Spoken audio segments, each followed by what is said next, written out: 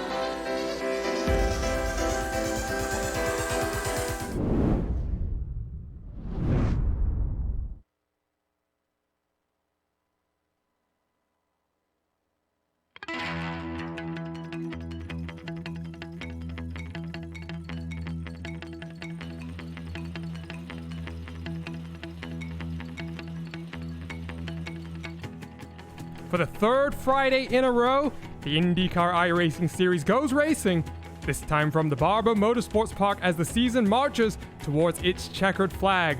3 road courses lie ahead, and the last oval round of the series from the Worldwide Technology Raceway caught out all of the championship contenders just 7 days ago. It was David Soranzo who took advantage of Hugo Olsen and Adam Crane's misfortune, and the Frenchman now leads Crane by 7 points, with the Swede Olsen now tailing by 56 points after leading much of this season. You also can't count out Andreas Seik, who's been closing the gap to the championship leaders with some late race form to make a own challenge for the title. Hello and thank you for joining us here live on the iRacing Esports Network for RaceSpot TV's coverage of round 13 of the IndyCar iRacing Series. My name is Arjuna Kankipati, doing double duty on the cameras and commentary, and I am delighted to be joined by Sumil Arora. And Sumil, you missed the last race, commentating on some totally chaotic racing of your own. However, it was just as chaotic here in the IndyCar iRacing Series, with the championship contenders reaching their, zenith of the fight. 3 drivers separated by just 10 points.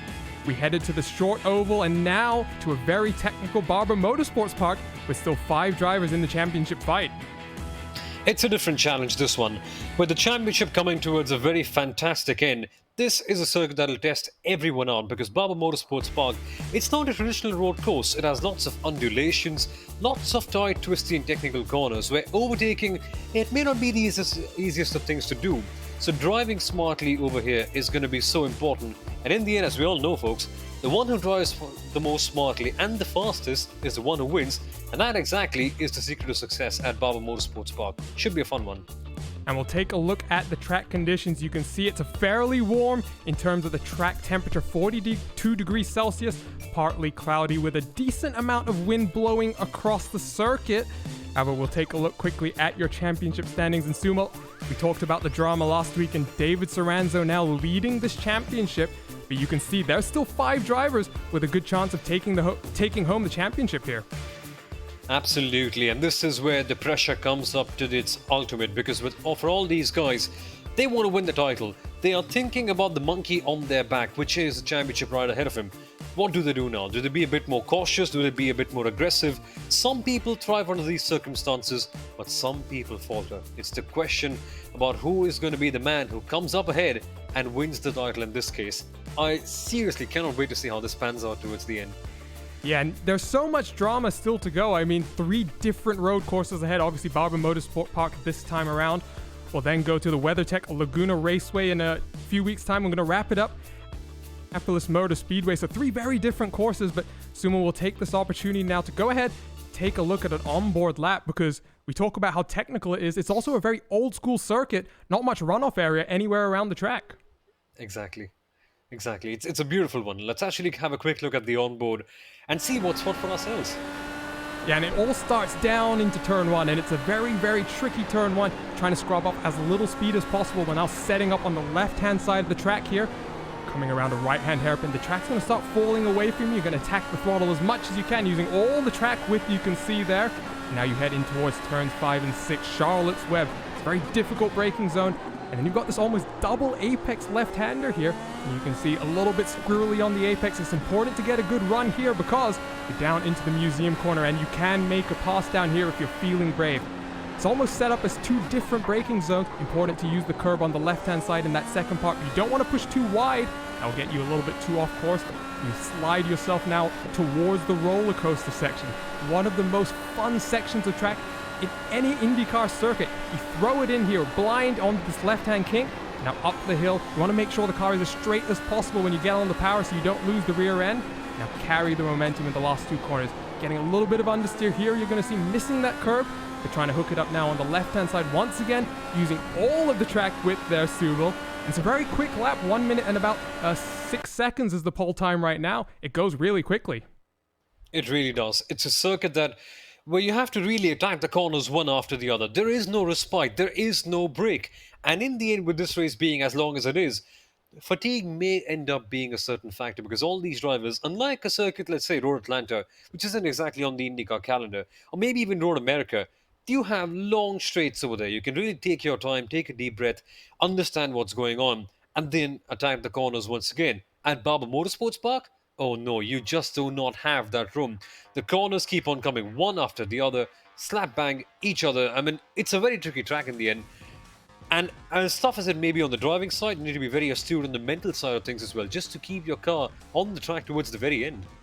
Absolutely, and 68 laps ahead of us, so like you say, it's a very long race. The pit window, about 24, 25 laps for most drivers. Maybe we'll see a few extending that 1 or 2 laps longer. Still about 2.5 minutes left in this qualifying session right now, and well, it's the Swede Hugo Olsen on the pole position.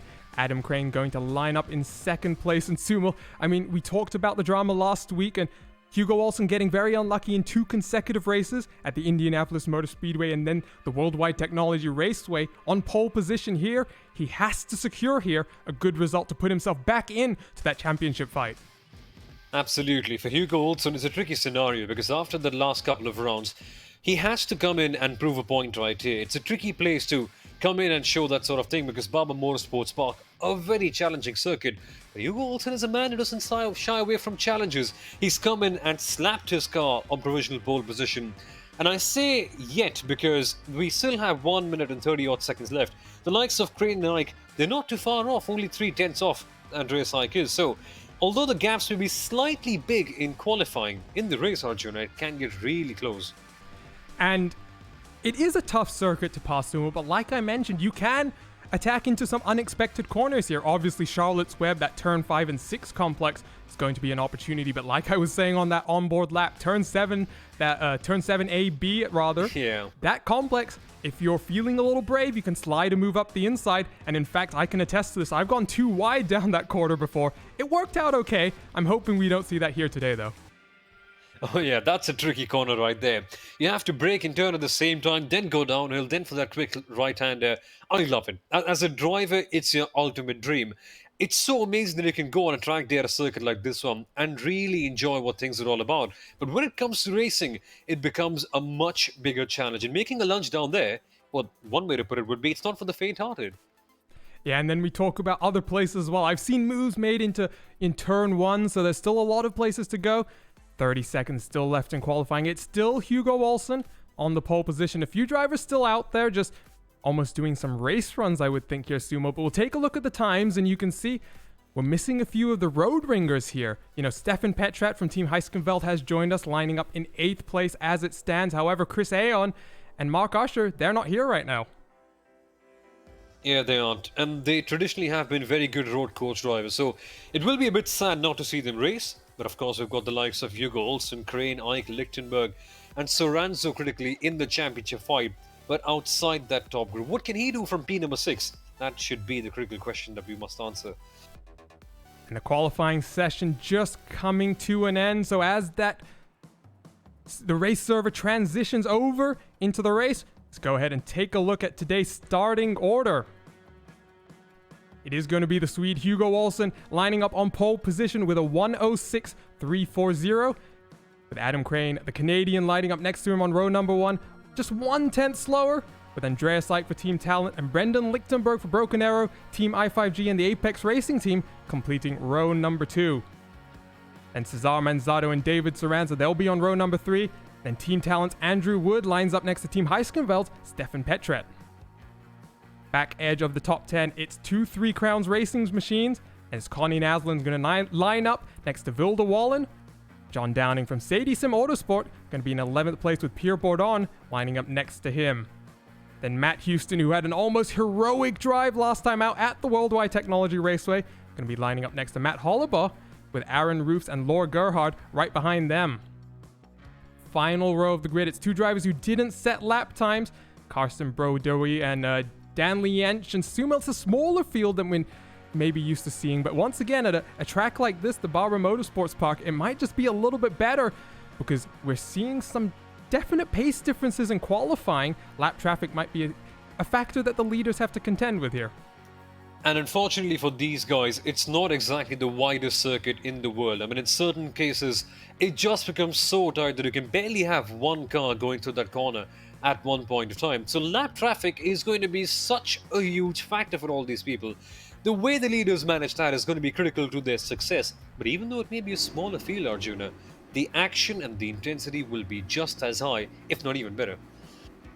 Yeah, and you know, small fields, you don't necessarily always assume bad racing. Sometimes, especially in the iRacing system with the splits, the cream of the crop, as you would say, rises to the top, and the car is going to start rolling here from the grid. The Chevy Pace Truck going to lead them away, and there goes the entire field, 18 cars, getting ready for 68 laps here in Sumo. I'm going to give you a bit more time here. Usually, last time out at Indianapolis Motor Speedway, I put you on the spot just as they came out of turn 4. Hugo Olsen takes the pole position here. He needs the win to secure some good championship points. Are you expecting him to take home the lights to flag victory?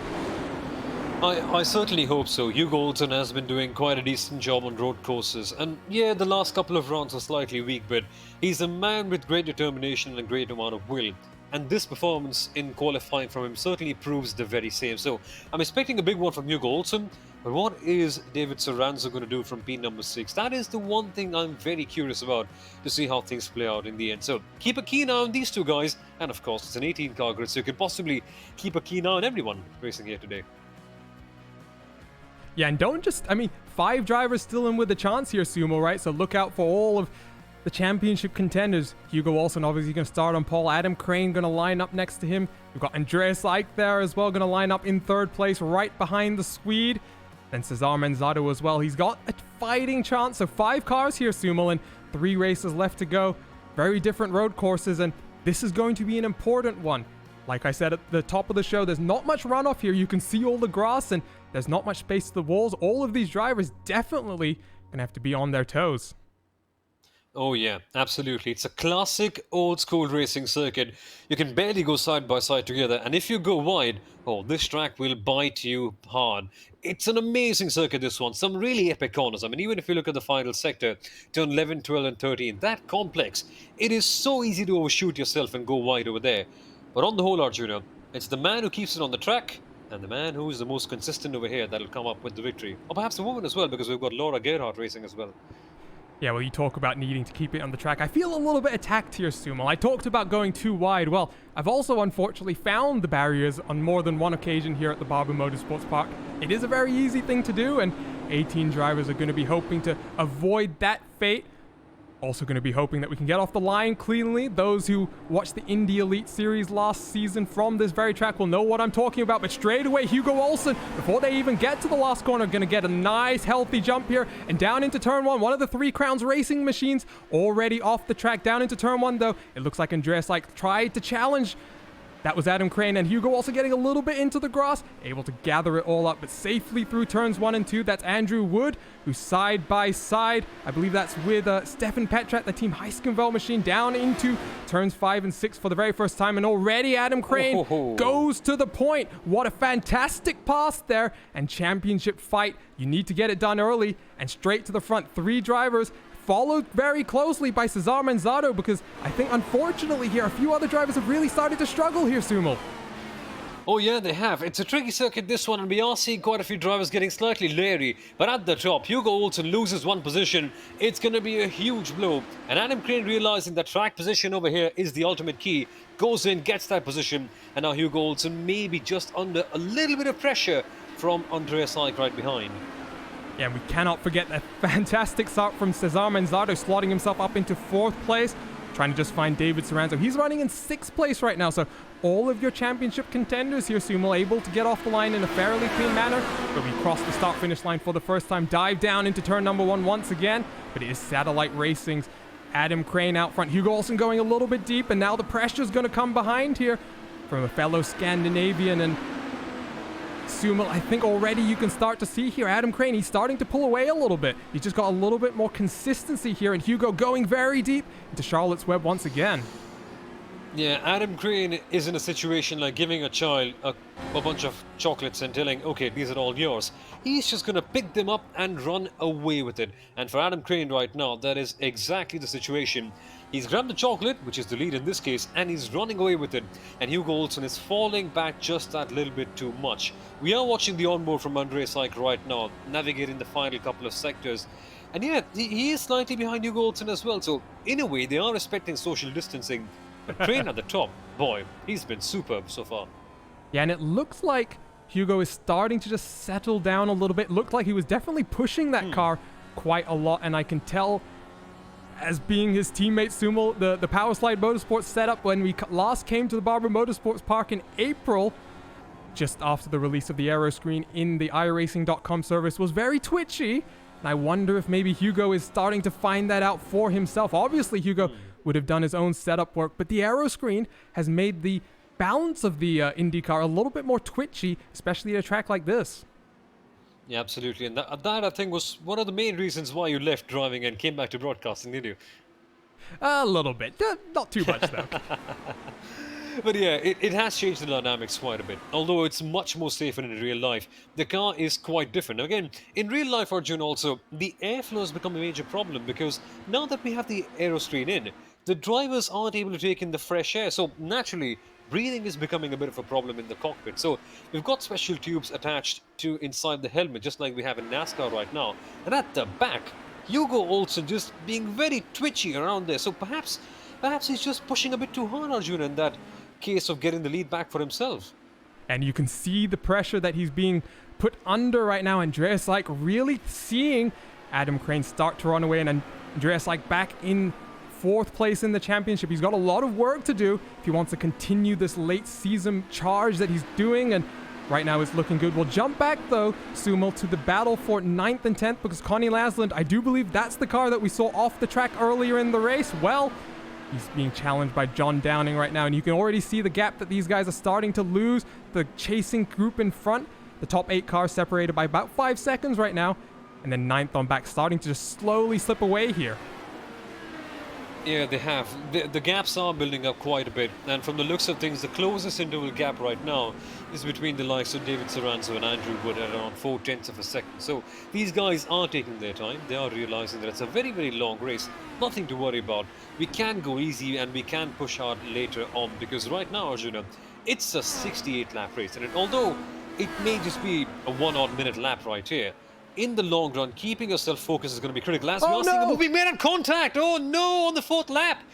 All the cautiousness and calmness has gone for a toss. And it is David Soranzo. We talked about his good fortune coming into this week, but unfortunately, an incident with Andrew Wood. He's already down to 12th place, and we're going to get a replay here. It was coming out of the roller coaster section, and Andrew just looked down into the inside for a move, Sumo, that didn't appear to be on. I'll try and grab an onboard look with Andrew here, but what do you think? Yeah, it's a tricky one, this. 2 into 1 doesn't go past the left-hander. Yeah, it's been nice and clean so far. The opportunities fade so quickly here as the door closes at the exit of the corner. So Wood sees the gap. He has to go for it, but I'm afraid that's a racing incident in the end, because both of them were just going for one piece of tarmac. Someone had to back out, and considering the kind of aggression and intensity that was on offer, nobody did. So yeah, I guess both of them have each other to blame in the end. And I'm just trying to take a look right now at the front wing of Andrew Wood. It appears as though Sumo, for the most part, has been able to get away without too much damage there. I'm going to use the wonderful yellow pen tool. If I can get it to work here on my screen, you can see on that front left corner, just about there, that's where he's got the damage right now. And that's going to be causing him a lot of issues here as he gets into the dirty air of Stefan Petrad in front of him. Yeah, absolutely, and the dirty air is such a big factor. And the Barber Motorsports Park, you don't have the advantage of the slipstream because, well, there are no straights essentially. So in the corners, the dirty air or the dirty wake of the other car just makes you go much slower because dirty, disturbed air is coming towards you. And the car understeers, as Niki Lauda would once say, like a pig. And so it becomes literally very tricky to drive and you end up losing so much time. And that, Arjuna, is going to be such a huge factor here at Barber Motorsports Park. When you're not really close enough to make a move, might as well back out a little bit further on, because in the end, you don't want your tires being chewed out by that dirty air. And I think that's what we're starting to see here. It's just starting to form at the front of your queue. The train led by Adam Crane, well, he's slowly pulling away. He's got the fastest lap of the race right now, a 1:07.594, leads by 1 second of the yellow car you see on your screen. And Andreas Ike continues to put the pressure, but Sumo, you talked about backing off a little bit. I think it's fair to say here we jump back on board with Andreas Ike. He's used none of his 10 push-to-passes available to him in this race. Just maybe doing a little bit of fuel saving and doing what you were saying here, preserving the tires a little bit more. Yeah, absolutely. He's been a bit more cautious. We saw Hugo Olsen early on being a bit more adventurous and a bit more aggressive, going slightly wide at a couple of corners, trying to be very aggressive in his approach. But yeah, he, along with all the other drivers, has calmed down a little bit. But that's it, Arjuna. There's a battle on our hands. Yeah, and it's Connie Naslund versus Pierre Bourdon, and Pierre looks to the inside down into Charlotte's Web. Pulls alongside under braking, and he gets the move done in a very impressive manner. He's going to drive off the corner, and we'll get a replay of that one from an aerial view, Sumo, because I think it's just going to show that move down into Charlotte's Web. It's a possibility, especially if you get a good run here, and here comes the replay.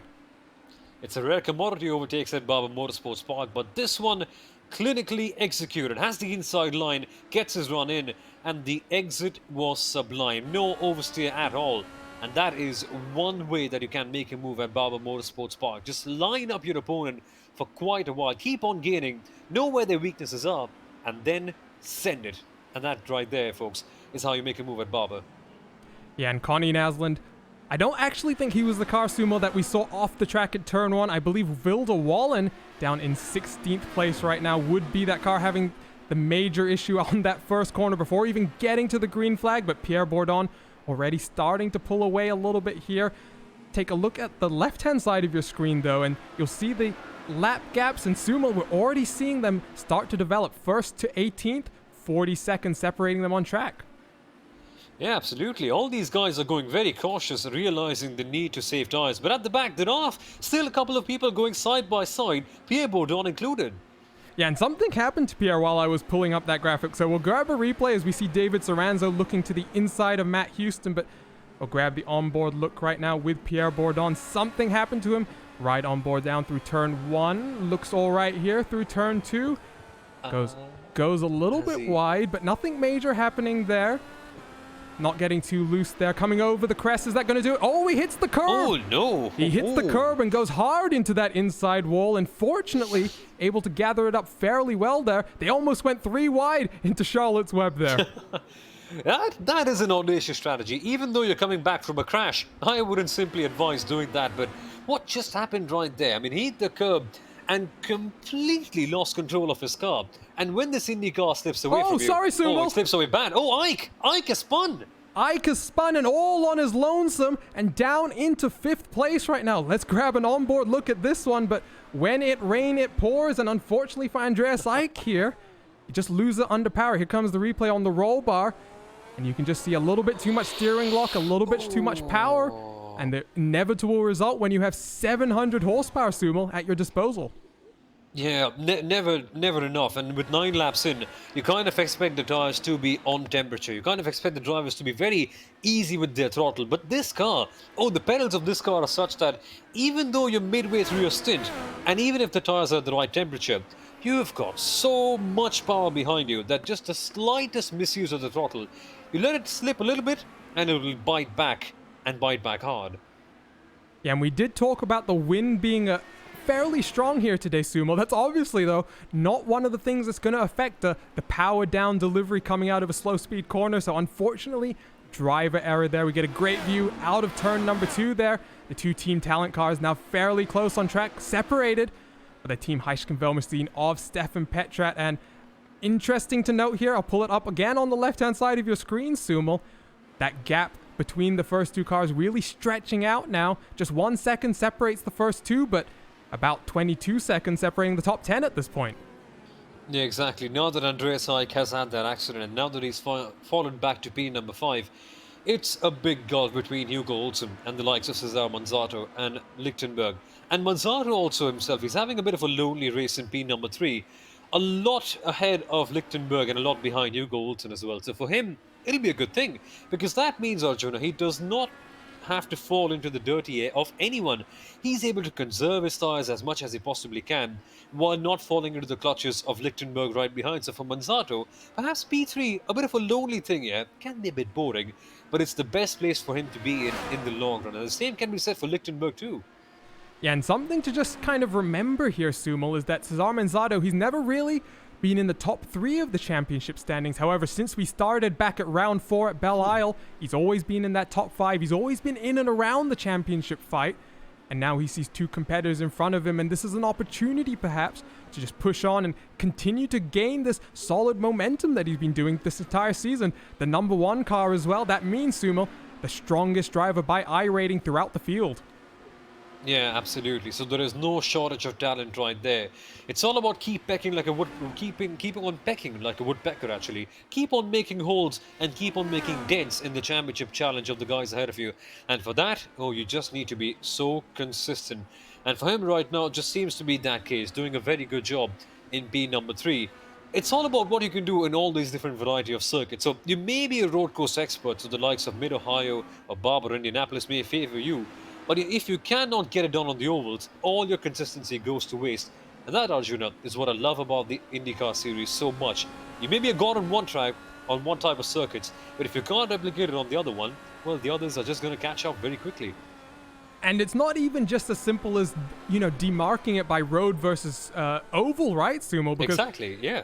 When you look at the ovals, you obviously got the big 2.5-mile Indianapolis Motor Speedway, but last week we were at the Gateway Worldwide Technology Raceway, just over a mile. We've obviously been to Iowa and Richmond earlier in the season, and now we're at a road course, but it's getting a little close behind there. Matt Houston and David Soranzo both getting very close to the rear wing of John Downing. This is the battle for 8th on back. Connie Nasland is in 8th, the car leading this train, but we'll continue to discuss this, Sumo, because we look at the road side as well. It's not as simple as just your road courses versus your street circuits. You know, you can compare a Barber Motorsports Park to a Belle Isle. However, like I said off the top of the show, we go to 3 very different road courses now, and they take a very different type of challenge as David Soranzo looks to the inside heading into the roller coaster section and picks up P10. Soranzo doing a good job right there, lining up a move and getting it done very, very smartly. As we take a quick look at the replay once again, riding on board with Soranzo past the roller coaster. I love this section.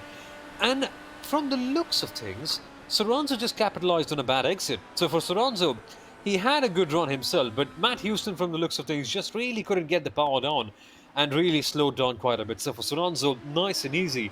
And that's a super point that you mentioned about the variety in this championship, Arjuna. Because Belle Isle, it's a street course, it has barriers all the way through. You make one mistake, you're in the wall. Barber Motorsports Park, lots of undulations, no flat corners here and there. And it is bloody quick, this circuit. I absolutely love it. But the difference over here, the walls are much far out. Instead, you've got the grass and you can be spun around instead of directly crashing into the wall. So there is diversity everywhere, be it the road courses, be it the ovals. And the driver who wins in the end, well, they may call Indy 500 the grand prize, but for me, winning the IndyCar Championship and as the whole thing, well, that's a much bigger achievement, to be honest. Yeah, and you know, that's why I really fell in love with this IndyCar series over the last few years of having gotten into it as a result of iRacing, and we continue to watch David Soranzo putting the pressure on here. Just something to note, Sumo, we haven't really talked about the prevalence of the push-to-pass in this race. Well, that pass that we saw David Soranzo make on Matt Houston, aided by that 60 extra horsepower, and he's currently used 4 of his 10 push-to-passes. Coming out of turn number 2, is he going to get on the button again? And yes, he is. What a great view we get. The lights on the steering wheel lighting up and down to the inside.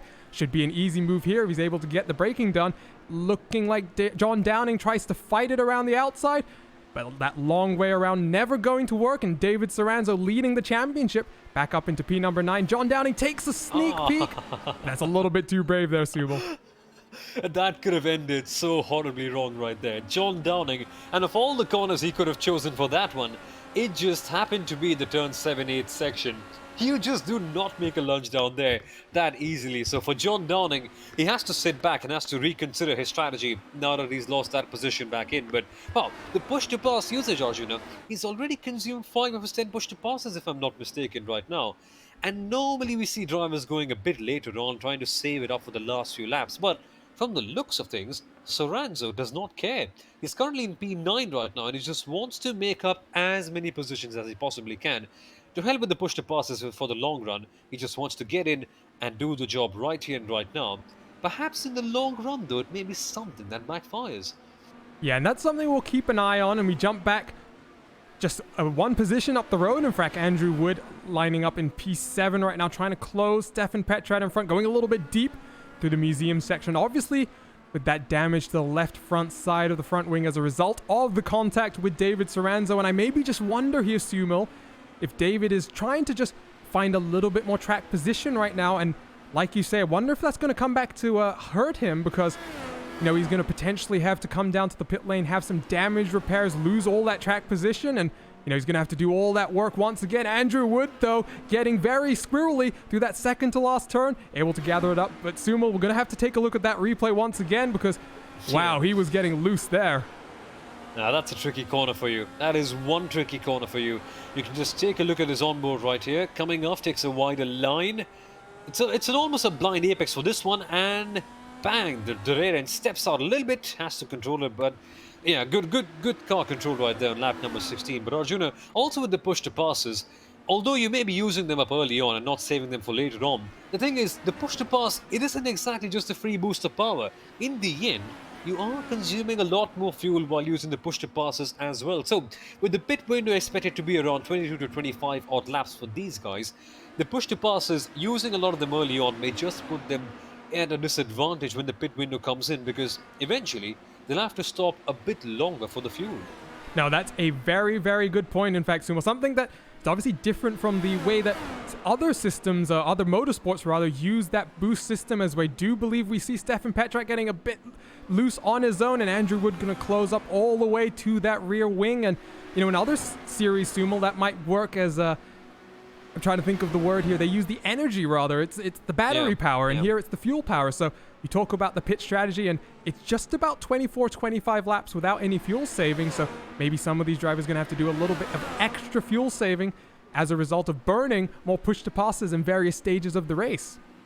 But thankfully for them, Barber Motorsports Park is a circuit where you can do a little bit of fuel saving. You can just ride on the undulations of the circuit and let your car flow in through, and that can just allow you to save a little bit more and just kind of level out the disadvantage that you initially had by pushing a bit too hard. I mean, especially in the 7-8 section, if you lift off, and that's a good observation right there, Arjuna. The Team Talent car has a broken front wing, so along with lifting and coasting a little bit more, he also has to nurse the damage on the front wing and compensate for the lack of downforce that he's going to have right here.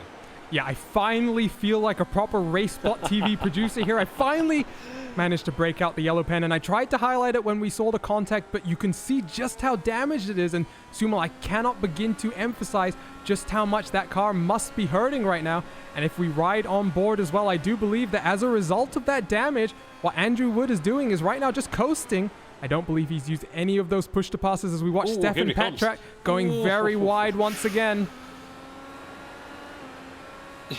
When they go really wide at that corner, my heart just starts to beat 10 times faster, because just as we saw early on in the race right here, it is so easy to have a crash right there.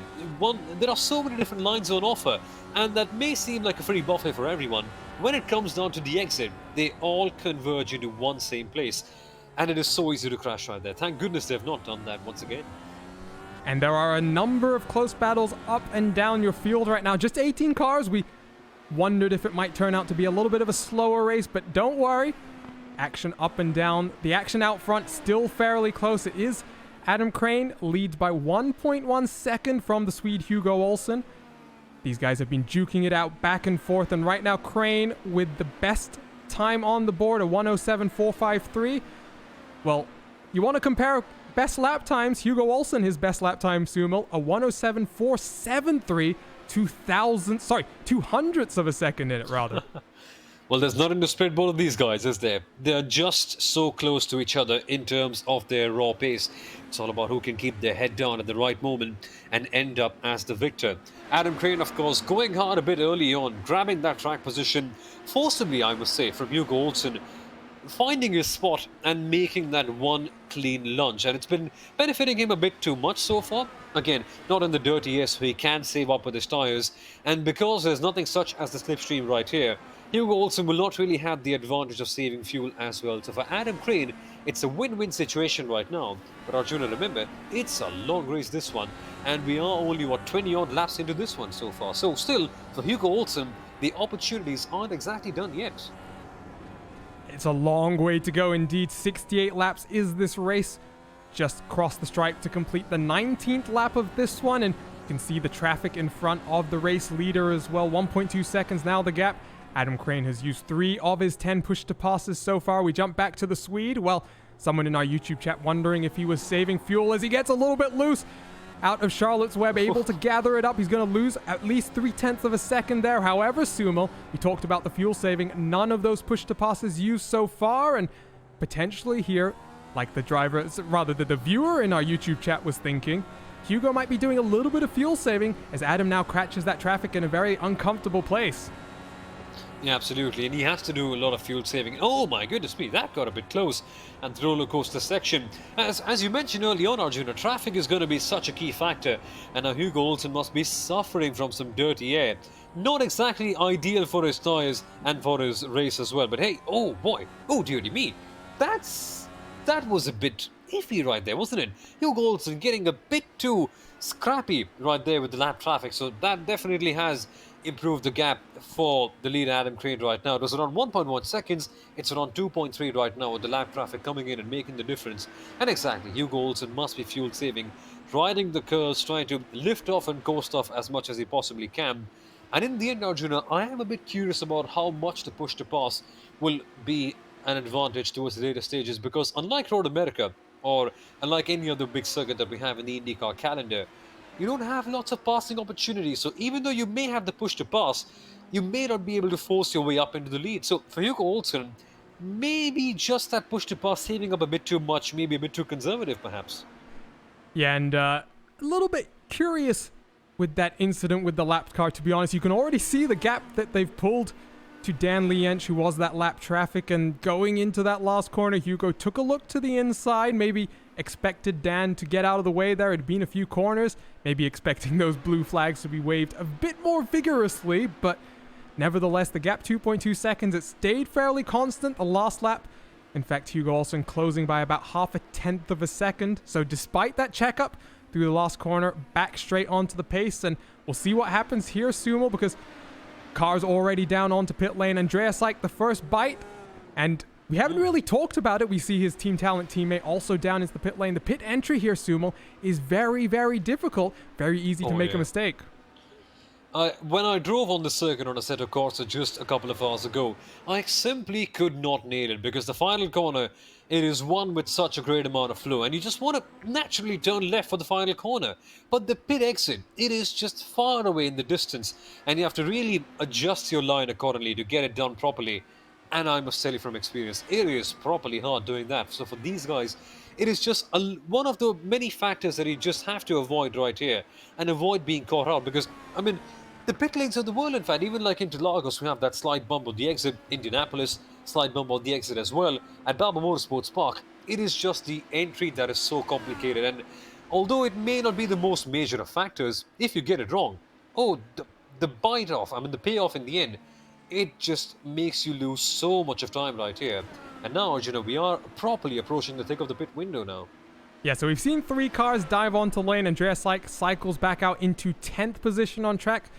Interesting to note, though, Sumo, the last lap around, Hugo Olsen closing that gap by almost 0.3 of a second. If we jump on board with him, you can see, though, absolutely no push-to-pass usage. So Adam Crane made that bold move on that first lap of the race down in towards Charlotte's Web, and Hugo Olsen showing here, Sumo, that it wasn't due to a lack of pace, maybe just getting caught out on lap number 1.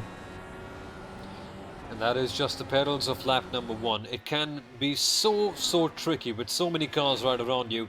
And even though if you're the leader, there is just a big pack of hunting wolves right behind in your mirror. So if Hugo Olsen maybe sitting back isn't exactly the best thing to do because, of course, staying in the lead won't make you very disadvantaged with the dirty air and the slipstream and all that stuff. But for Hugo Olsen, perhaps the game is a bit longer. Perhaps he's looking at, say, around lap number 60 or 55 as his time to go in and make the moves for the lead. So for Hugo Olsen, it is all about conserving, staying behind and taking his time, for he realizes that the game is just not about to be over on lap number 25. It ain't over till the fat lady sings for him. And you can see there, Sumo, the track map, bottom right-hand corner of your screen. A few more cars have dived onto the pit lane. I would say now about half the cars have peeled off onto the lane, so you can start to see now where these guys will cycle back in traffic. They head their way down the museum corners on the left top corner of the track map. Well, they come down the pit lane, Sumo. They're going to be coming around probably those cars that are just coming down through Charlotte's Web right now, so they may end up in some traffic here, and I wonder, Sumo, if some of these drivers might play the pit game and try and make some track position happen in the pit lane as well.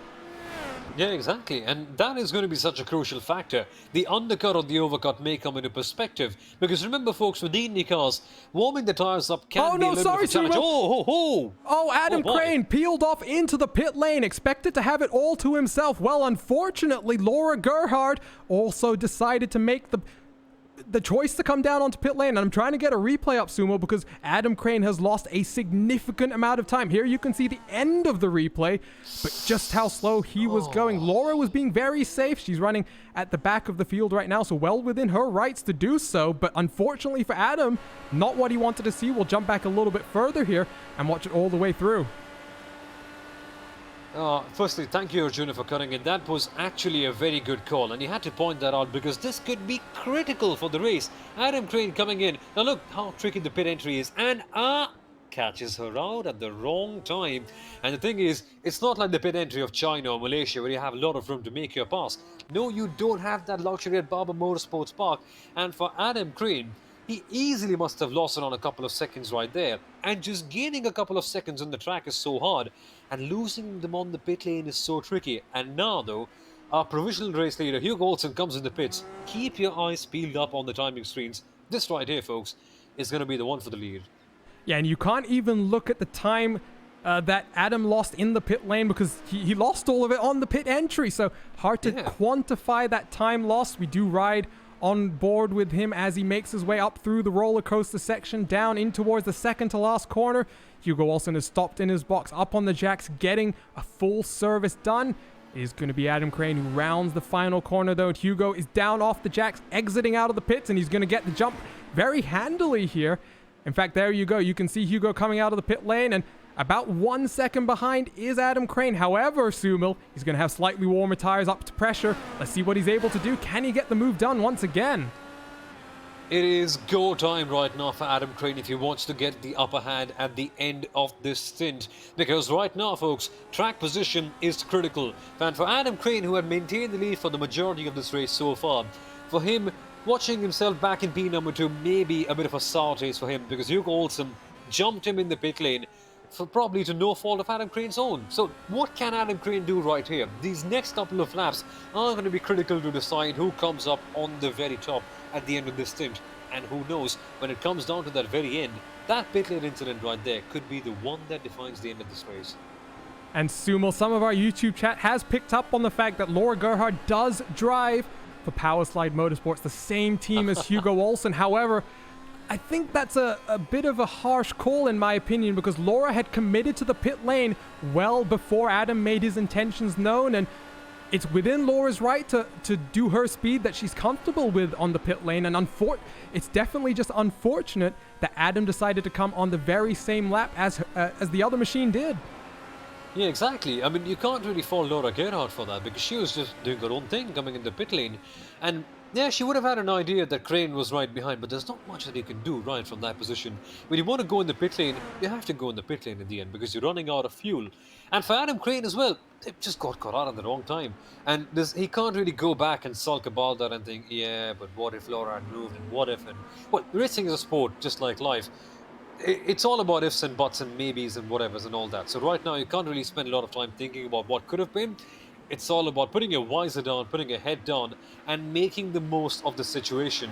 And from the looks of things, Aaron Roos isn't exactly doing the same right now in P16. I believe he had a slight issue coming down through the museum corner, turn 7A. So we'll jump on board with him, grab a replay really quick. It's a very difficult corner. You can see here he's just trying to set up for that bump on the left-hand side of the screen, and you're just hooking that curb on the inside a little too much, Sumil. That drags the car around, and fortunate to not do a full 360 there. Yeah, exactly. Could have been one for the pirouettes right there, but no, that's a very tricky corner right there. I've done that quite a few times on the simulator myself. You want to be inside, but not a bit too close. But this is the one where we should keep our eyes peeled in. Because now, Adam Crane, who was supposed to be having probably one of his tougher laps right here, exiting behind Hugo Olsen, he's on the charge, Arjuna, and he properly is on the gearbox of Hugo Olsen. Say goodbye to the social distancing. The battle gets exciting right here, right now. And I think it's fair to say, Sumil, that at the first maybe 5 to 10 laps of this race, Hugo Olsen was definitely pushing a little bit beyond the limit. We saw him getting a little bit twitchy on a number of occasions. He was able to gather his pace back up and find some consistent pace to close the gap back to the Canadian Adam Crane, who we continue to ride on board with. However, now he's got the lead once again, and this is where, Sumil, champions are made. Who wants it more? He had that struggle at the beginning of the race. Is he going to be able to hold back a little bit here, continue to find this pace and pull away a little bit, or is Adam Crane going to find the way past once again? And will their intent overshadow their ability to keep the car on the track? Because in the end, we see all these drivers coming in with a great deal of intent of winning these races. But at a circuit like Barber Motorsports Park, you have to be so measured in your approach. You can come in with having the most aggressive approach in the world, but sometimes it just does not work. It's all about who wants it more in the end, but also about who can actually make it work. Yeah, and there's two distinct battle packs here at the front of your field. That's the battle for first and second, and now on your screen, the battle for the final podium position, because Brendan Lichtenberg, as a result of a shorter pit stop as compared to Cesar Manzado, has now jumped into that third spot. But look who's joining in on the fight. Andreas Seik, well, he lost it by himself from P3. Now back in the action is Cesar Manzado getting very, very close. 3 cars here, Sumo, all wanting that third place as Andreas Ike looks around the outside. Oh. What a fantastic move. He found just an opportunity, found Cesar Manzado napping, and oh boy, we're going to have to get a replay of that one. And he just found so much grip around the outside, but Ike under pressure yet again. But yeah, settles back in. That right there, folks, is a textbook example of how to make moves work around the outside.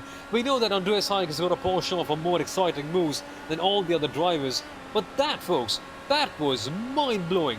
Here we come then, past the roller coaster, down in, up and down, and Ike just finds the grip. Fights a little bit with his car. Look at that. Look at Andreas Ike. He goes and, like a desert wanderer, finds grip everywhere he goes in and gets the power down at the right time. Andreas Ike, you, sir, have made the move of the day. Yeah, absolutely. I think you can sign that check already, mail it to him, but oh boy, what a pass. We'll jump back, though, to the battlefield lead because that move has separated the 3, and you can see Hugo Olsen now starting to catch 2 lapped cars in front of him. It's Matt Hollabo and Karsten Brodewy who are doing their own battle as well, and we talked about the difficulty of traffic, and we're going to see which driver is able to work through it a little bit better here. We saw at the end of the first stint, traffic playing a little bit of a factor. What's going to happen this time around? Down into Charlotte's Web, nothing doing. A little bit too far. Karsten Brodewy going a little bit wide. Olsen's going to look up the inside. Going to get the spot there. Now comes Adam Crane as well. The 15 car just holding to the side. Unfortunately, no time lost for either car there, Sumo. But the gap now, 0.4 of a second. It continues to shrink and battles up and down your field because Andreas Ike has closed on Brendan Lichtenberg as well now. Coming down into Museum Corner themselves as well. The 3 cars, they're going to get themselves scrapping away once again. So then, what does Ike have in the tank? Lichtenberg must be knowing that Ike is on a charge. He's made a superb move just a couple of laps ago. Can Lichtenberg defend? Right here, you don't really need to do much effort to make your car look like 5 feet wide because it is such a narrow track in nature. But Andreas Ike is on fire. Something within it just seems to be ignited. He wants to go for those moves, and he's somehow finding all the grip in the world for that as well. For Lichtenberg, it's a Herculean challenge, but can he keep the recovering Ike right behind for a longer piece of time? That, folks, is going to be the battle we must watch out for. But Ike is just slowly and steadily falling back a little bit. So he's not closing up to Lichtenberg as quickly as we may have imagined. But trust me, when this guy gets going, oh, he gets going very quickly. And something to just keep an eye out as well for is, you see on your screen right now, 10 laps is the stint for Andreas Ike. He came down fairly early. Well, take a look at Brendan Lichtenberg out front. 3 laps shorter on the stint so far, so potentially a little bit of a longer fill time is going to be required for Andreas in the Team Talent Red machine. 1 more pit stop still to go, Sumo. We're 2 laps away from the halfway point in this one, though, so still a long way to go. It's been fairly entertaining here. We still see this battle 3rd, 4th, and 5th on track. The battle for 1st and 2nd continues to rage on, and we looked at that battle between Connie Nasland and that battle pack. Well, right now it's stretched out a little bit, but nevertheless, John Downing and Matt Houston still fairly close, and anything can happen here, Sumo. We've seen cars making mistakes, and we talk about this being a long race. Mentally, fatigue might start to play a factor, like you said. Yeah, absolutely. Fatigue is going to be such a major factor. And another thing that I have to point out right here is that for the drivers, it's a big psychological game. Now, you don't want to be sitting in the pit lane for much longer, and it's just an excruciating feeling watching all your competitors go out much quicker as you sit right there waiting for more fuel to be topped up on your tank because, of course, you have consumed more. But on the other hand as well, at a beautiful circuit like Barber Motorsports Park, you don't want to save up, you don't want to lift in course, you just want to be attacking every single corner as we now ride on board with Hugo Olsen. So, it is all, we ride on board with Andreas Ike, I beg your pardon. So it's all about how you can control your emotions, how you can decide on the right thing to do, because as a driver, you want to push, you want to attack, you want to be aggressive, but at times, you have to conserve as well, because in the end, you just do not want to be sitting on your pit box thinking, ah man, I wish I would have conserved, because now I'm just sitting right here, losing so much time, whereas all my main competitors are running away with my position. Now then, Arjuna, we were riding on board with Andreas Ike, now we're focusing on a more panoramic view of him. What can he do right here? He's closing up slowly, and he certainly has the intent within him. Yeah, well, one thing I always love to do when we ride on board with Andreas Eick, and we'll do it once again. At this point there, you can see, look at the right-hand side of your screen, that right wing mirror, Sumo.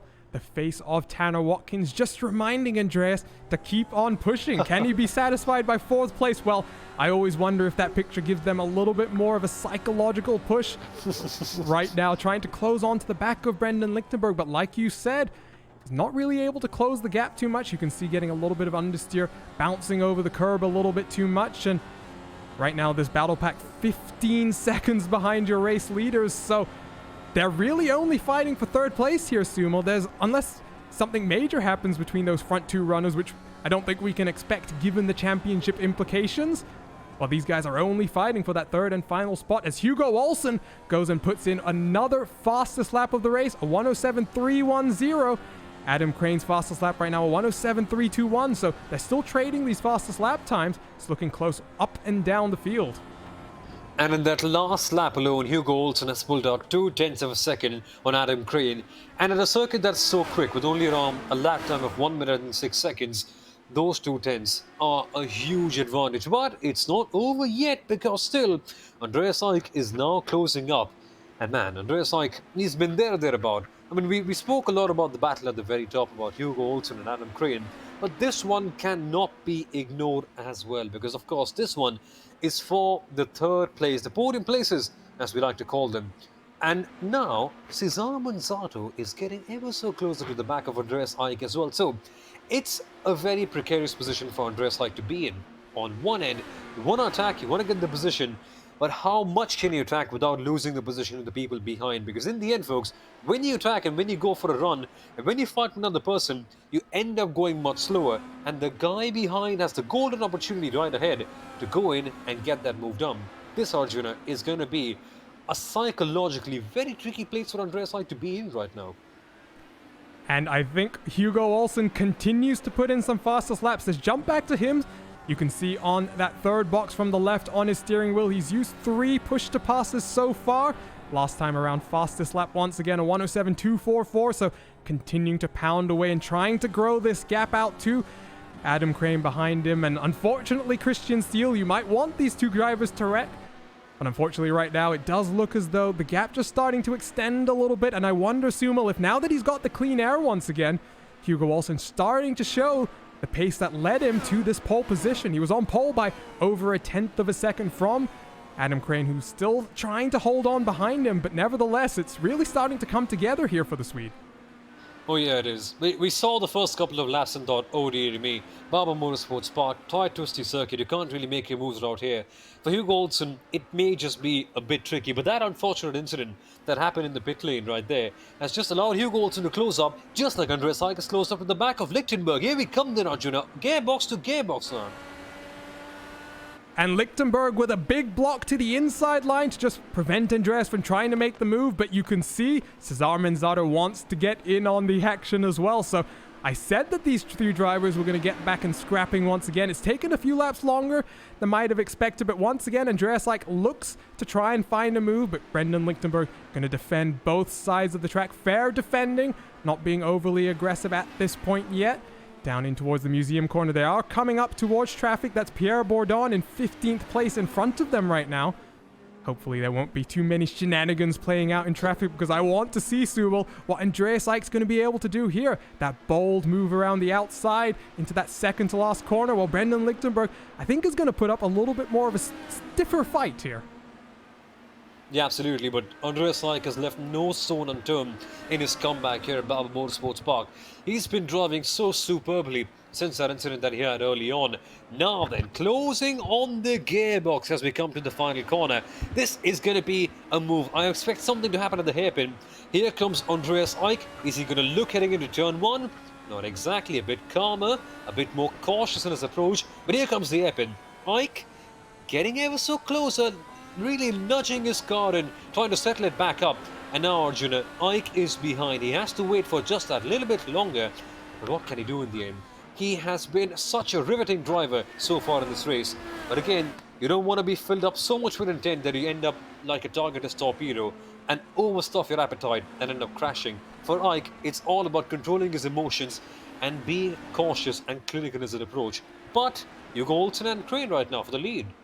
Yeah, and the gap had just closed down a little bit as Hugo continues to catch lap traffic. That's John Downing, Sadie Sim Motorsport in front of him, so about to lap 10th place on track. And I think what is going to be important here, Sumo, is we're going to jump back very quickly to the battle behind route, because once again, going into the second to last corner, they're all just closing up, all just getting very, very close under braking. Cesar Manzado takes a look to the inside of the last corner, nothing doing there, but lap traffic is going to be the key for both of these cars here.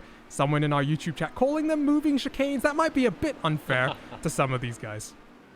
Yeah, that might be. But yeah, lap traffic is going to be extremely critical because the dirty air comes into perspective.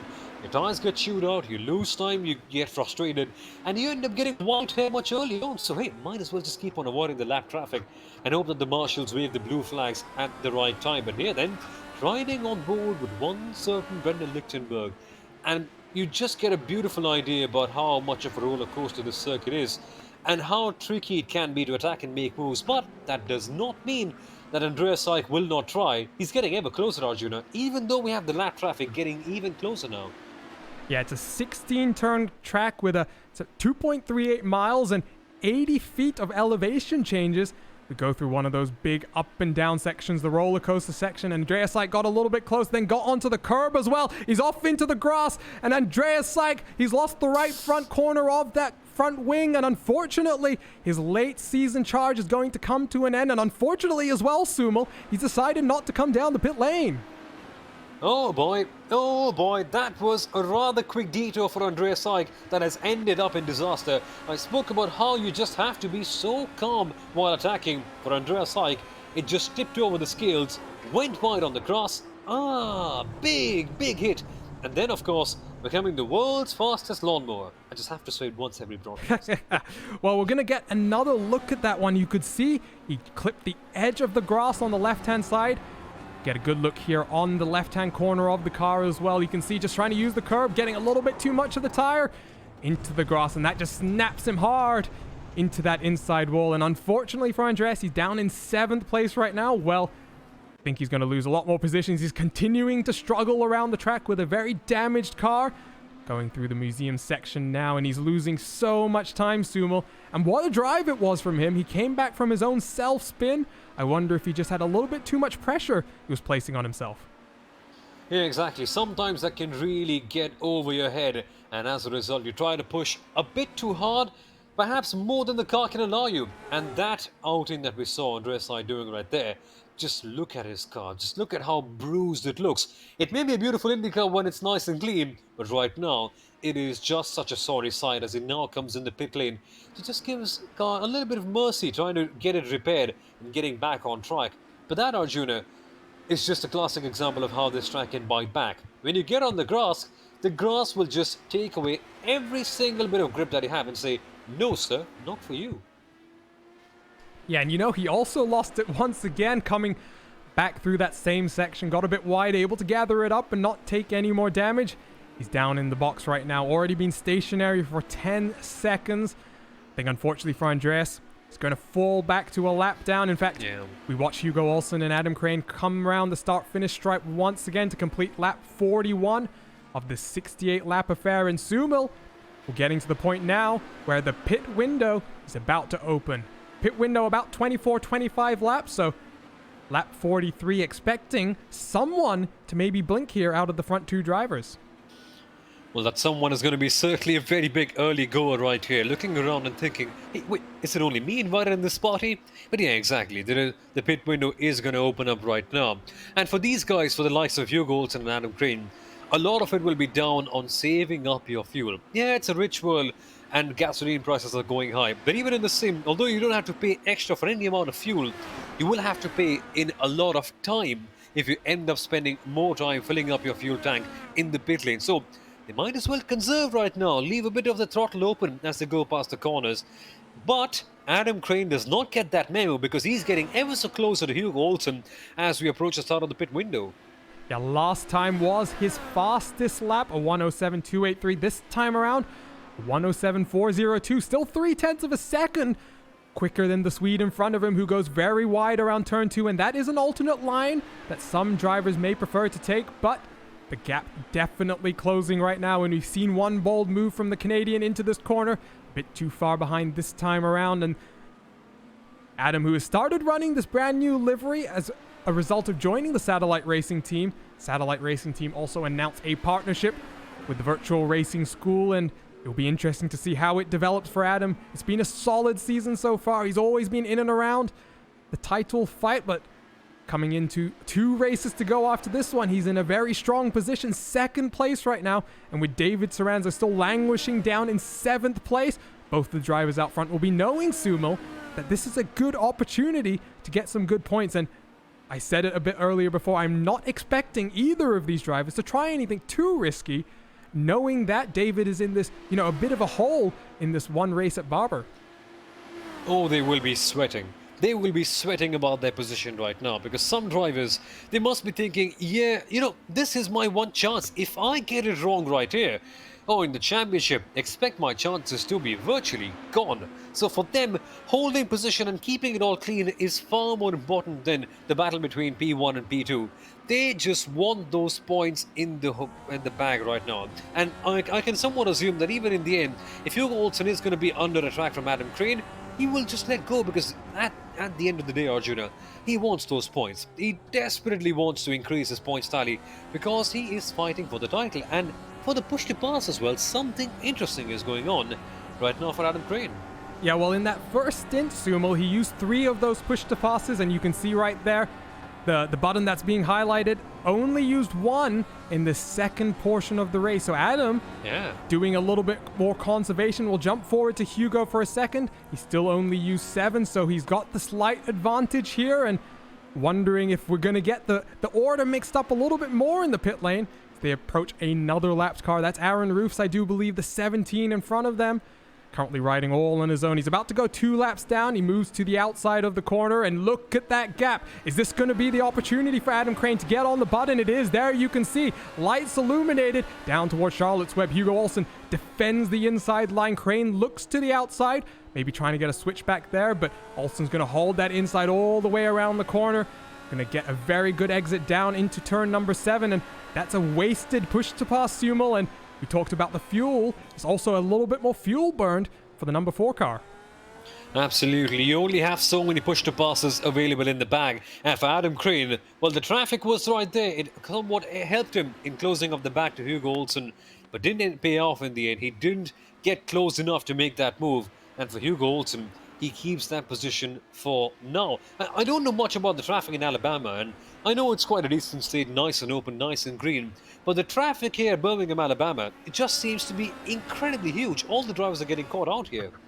Yeah, and traffic is just so difficult, but the pit window has opened once again. Andreas Ike is down onto the pit lane a while ago. He's been joined by his teammate Andrew Wood and Brendan Lichtenberg, and there is Brendan. He's just come out of the pit lane. He's officially 1 lap down now. He's going to have to get those tires up to temper and pressure, and he's going to see the 4 cars in front of them.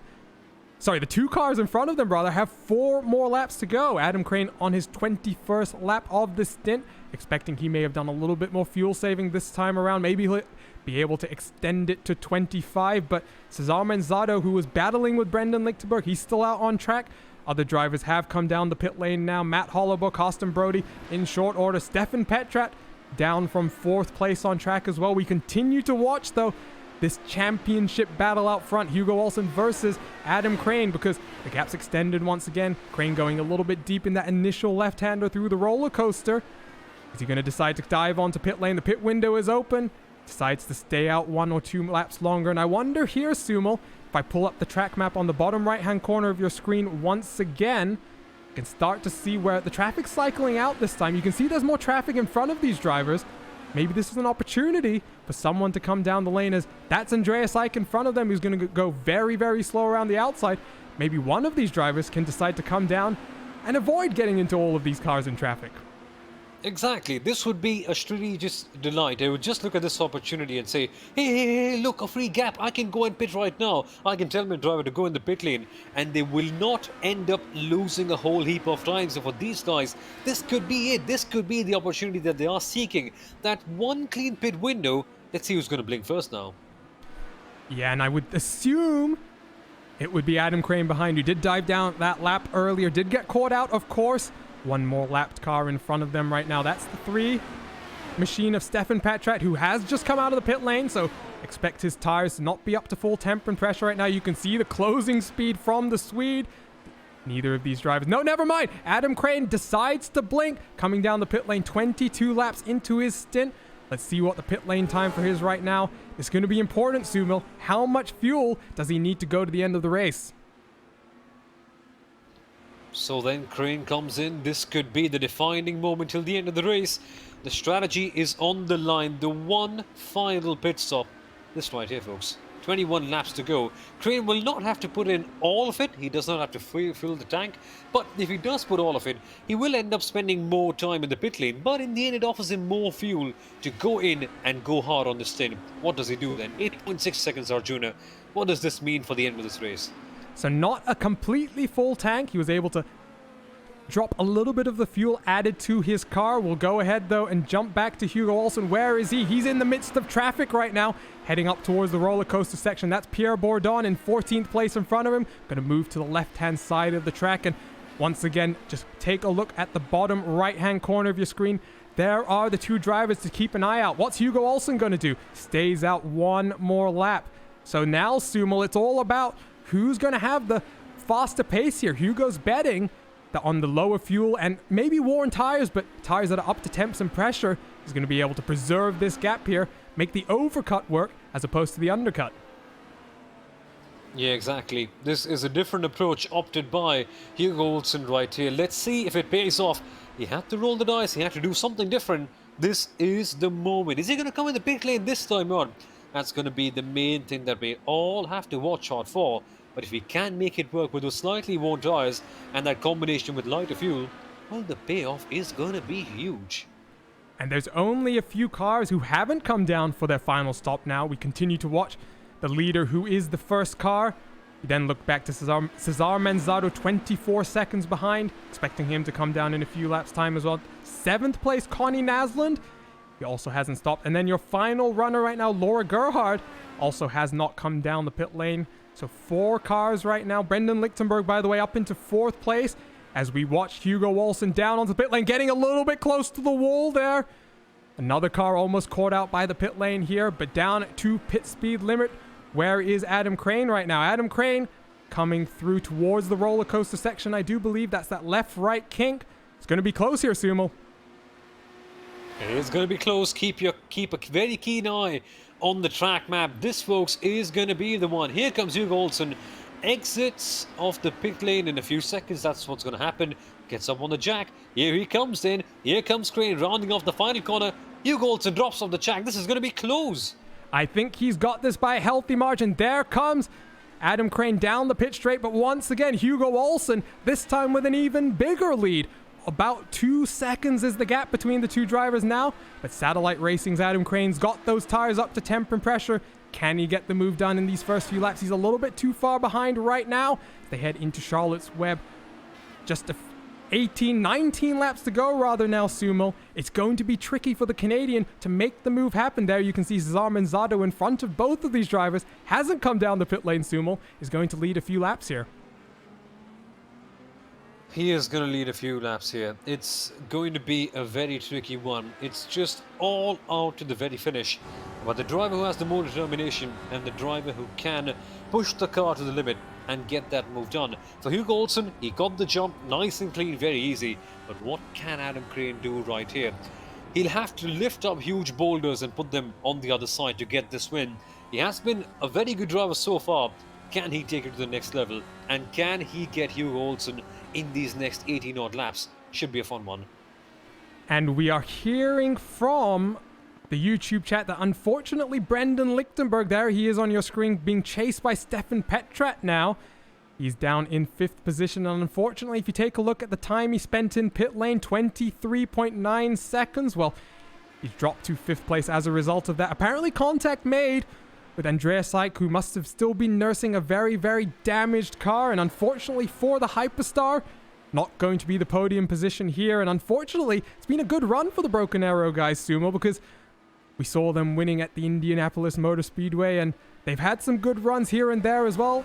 This time, unfortunately for Brendan, unlucky, getting caught out by the lap traffic. Some days the tide works with you, some days the tide goes against you, and for Brendan Lichtenberg, today seems to be more of the latter, sadly. He's still been very impressive in the way he's driven, but there is a battle going on which we must focus on more immediately, Arjuna. Yeah, and that is Vilda Wallen down the inside of Matt Hollabo. Matt Hollabo is going to fight it back here. You can go side by side through Museum Corner. They're going very gingerly through there, though. Matt's going to give all the space to the Swede and going to lose a position. In fact, he's going to lose even more time here. He's pulling off to the side of the road. Never mind. That's because, Subal, that was a lapped car.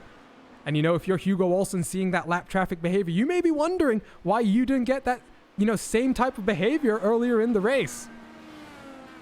Yeah, exactly. They're all being very generous right now. Had it been a bit early on, well, it would have saved them so much of time right here. But the lap traffic is such a huge factor. I mean, it's hard to kind of undermine its impacts. And for right now, for these guys, Hugo Olsen and Adam Crane, they've got a bit of leeway initially. But for Adam Crane, he's just closing up the gap. Now, Arjuna, this is where you use your push-to-passes. All the conservation, all the more light-hearted discussions about the push-to-pass, it all goes for a toss right here. This is when you go hard or go home. And last time around, Crane put in the fastest lap of the race, a 107.046. Using a few of those push-to-passes now, and there goes another car pulling off to left-hand side. That's the 14 machine. Laura Gerhard going to give all the space to these drivers now. And it's going to come down to this 15 laps to go at the end of this one. Adam Crane continues to close up. That alternate line being taken by Hugo Olsen, arcing the corner a little bit more. And once again, Crane's just a little bit too far behind right now. Has to sit back, but closes under braking through Charlotte's Web. Not on the power as aggressively as Hugo did manage to get onto it in front of him. Gap starts to open up a little bit more. Sumo, I asked you at the start of the race who was going to win. I'm going to put you on the spot once again. It's only two cars really fighting it out for this one.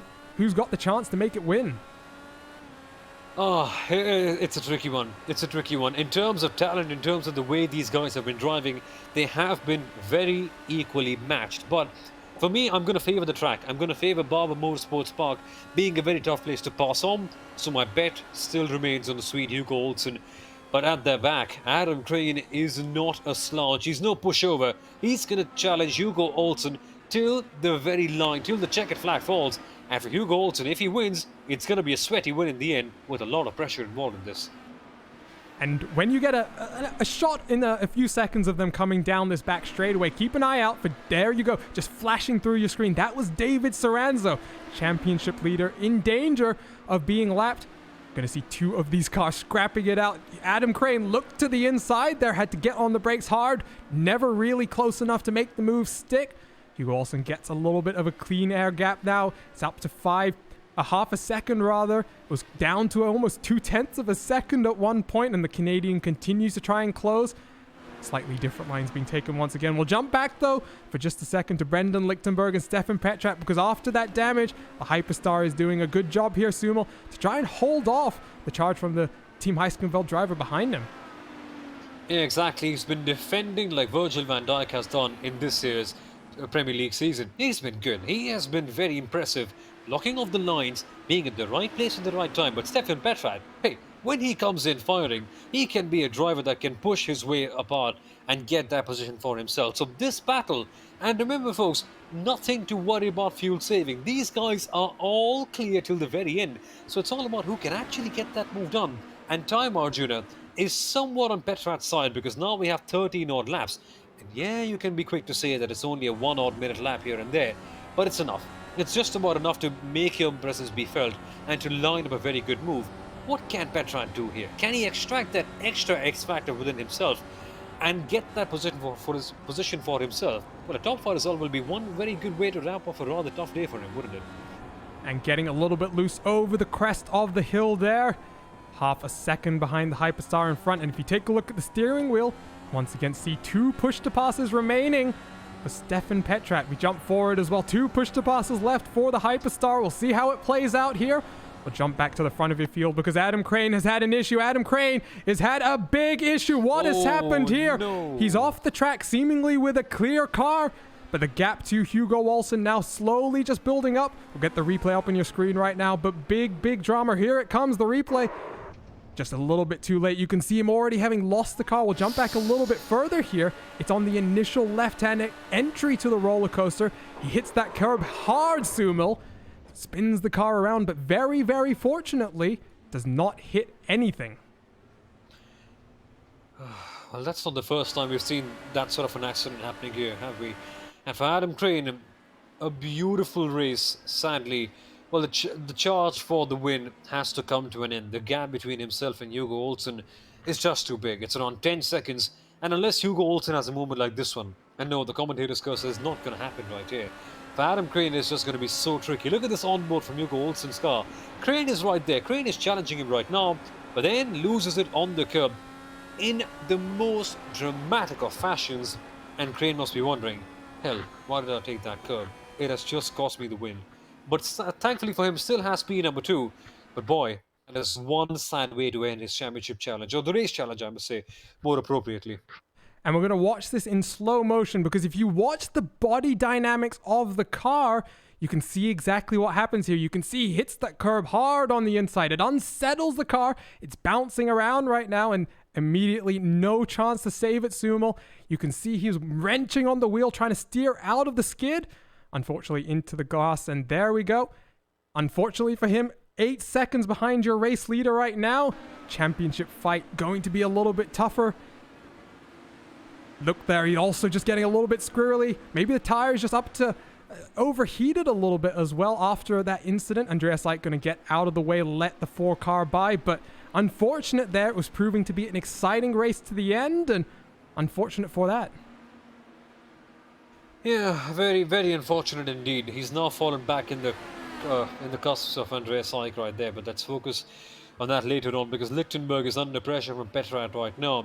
Slightly anticlimactic end to the race win scenario, but the battles all around are not done yet. This race has been super entertaining. Time has literally flown by, and now Petrat is getting closer. And I'd just like to remind you, timing is available, timing71.org/racespot.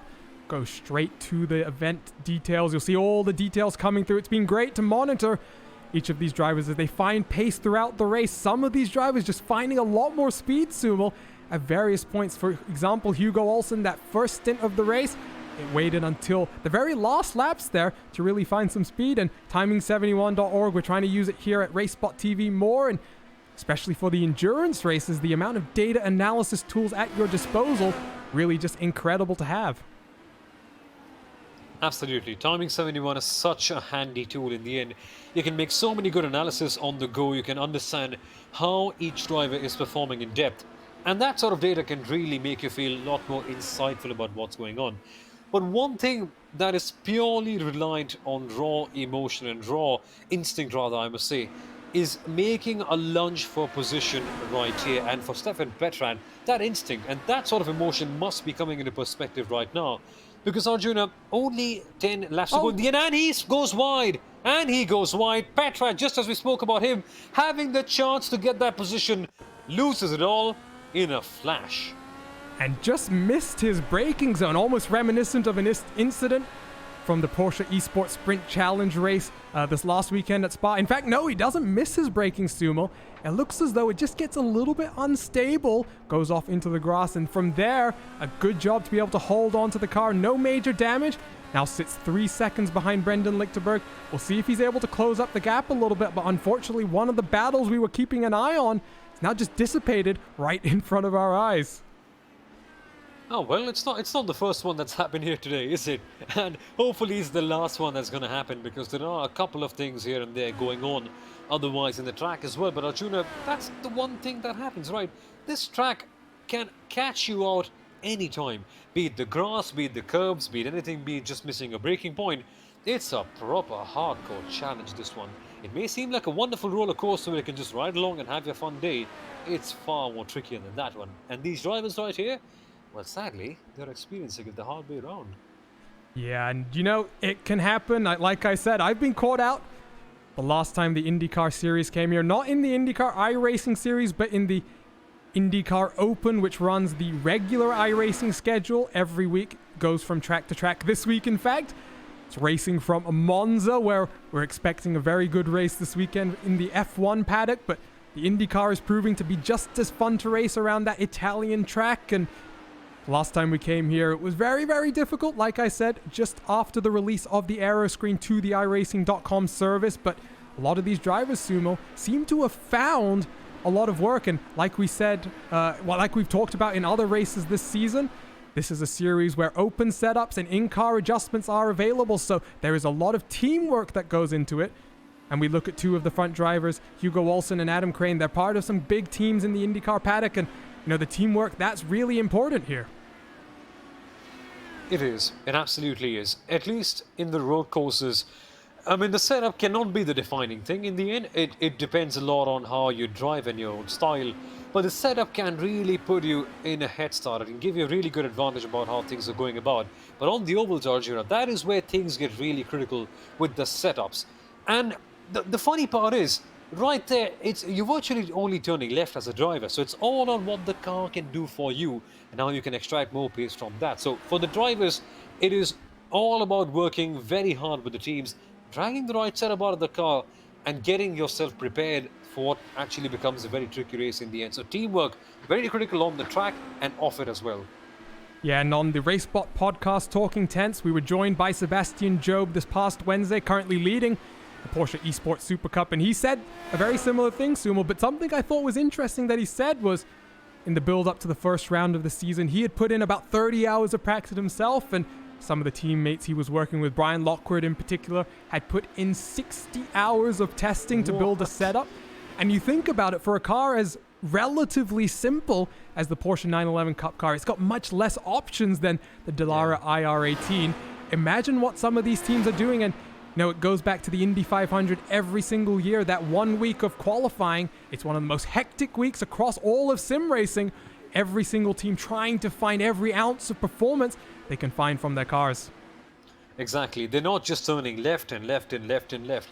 They're trialing so many different things like the roll bars, the engine maps, so many different things that you can work out in the end. And for these guys, it's all about tinkering and finding the right setup, be it on the ovals or even right here on the road courses. As I mentioned early on, setups on the road courses may not have as much of a defining effect as they do on the ovals, but it can go a long way in defining how comfortable you are with your car.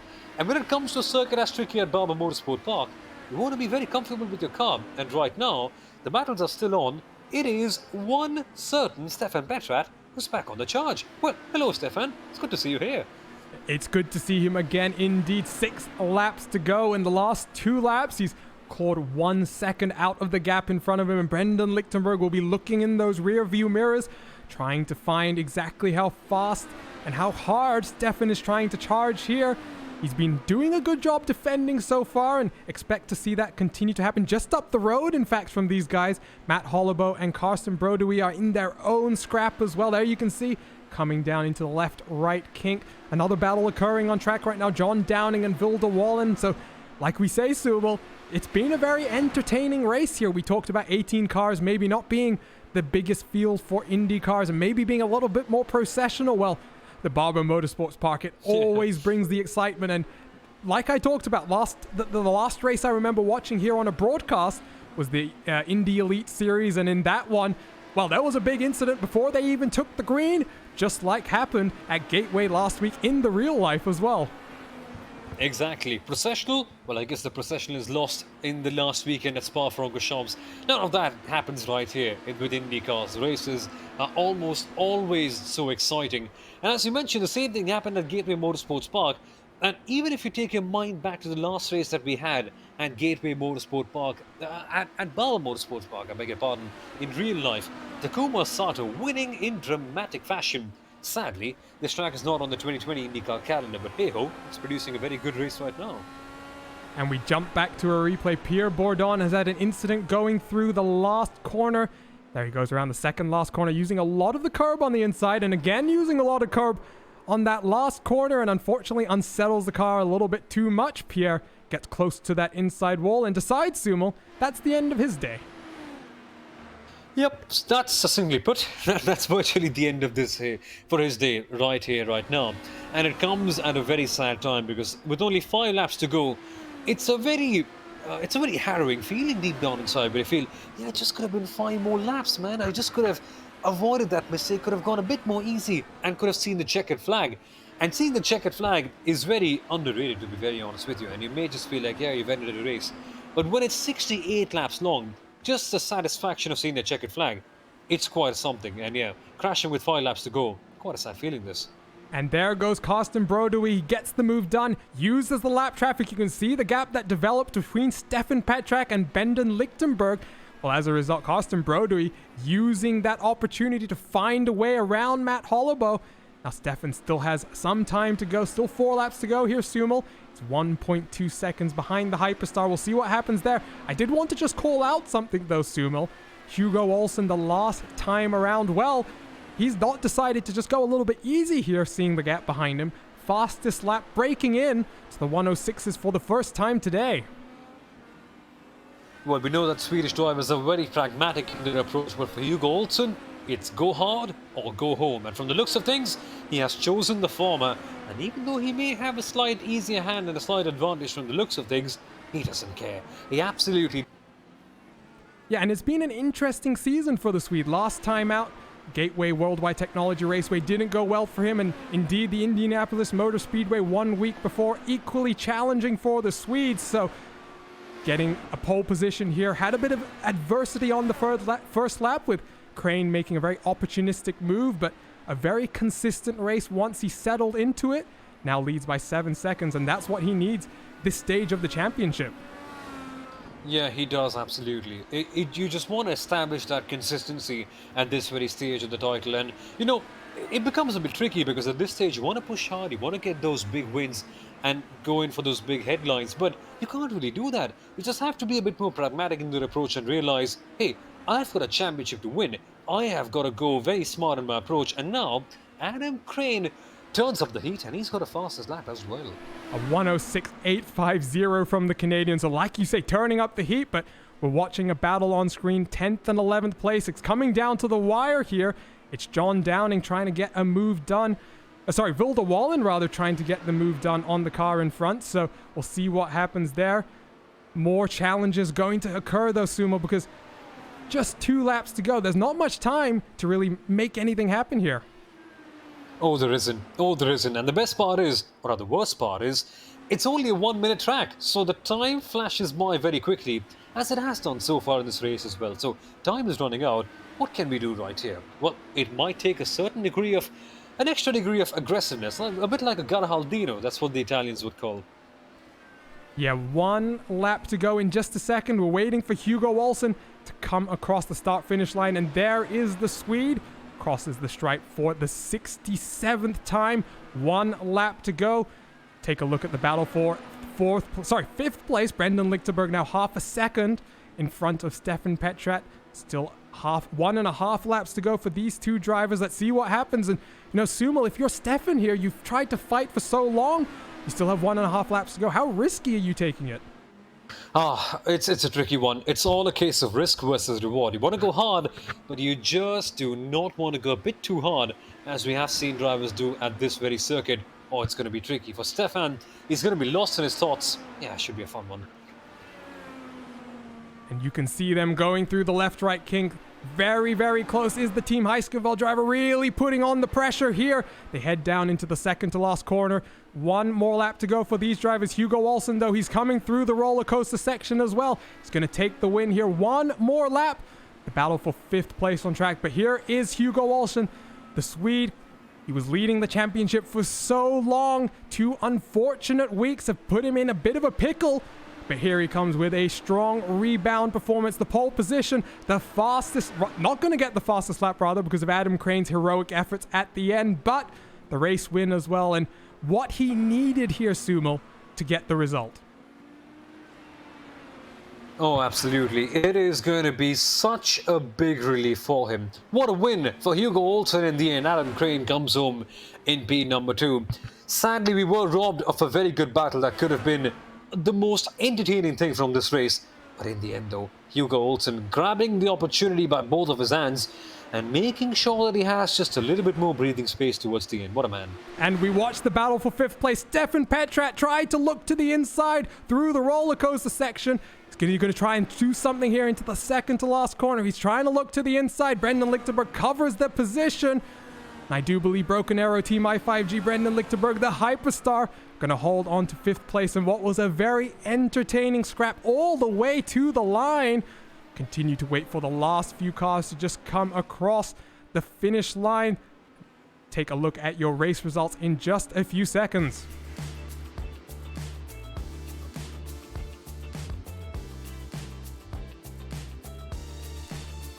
And so after 68 laps here from the Barber Motorsports Park, it was Hugo Olsen who took home a good win. But look at Adam Crane. He closed that gap to just 4 seconds in the last stages of the race after his spin.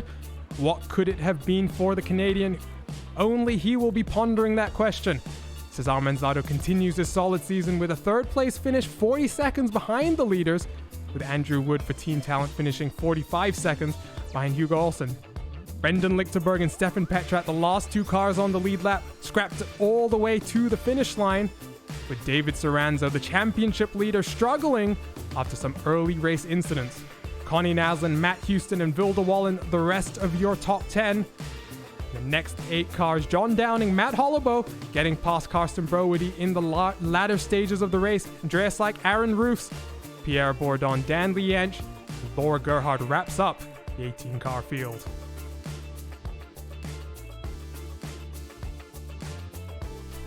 So that was an entertaining one, and we're going to take a short break here, show you a few new additions to the iRacing.com service that will be coming out in just a week's time. Some exciting news was released to us on a Wednesday morning. We'll be right back. Don't go anywhere with the post-race show from round number 13 of the IndyCar iRacing Series.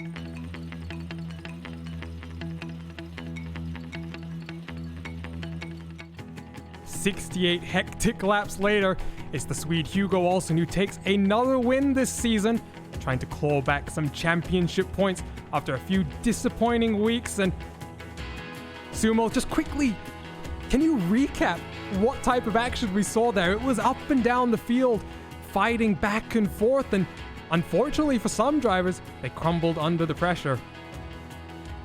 It was jaw-dropping. Now, heading into this round, I thought that Barber Motorsports Park is going to be slightly more processional because of the difficulty in passing right here.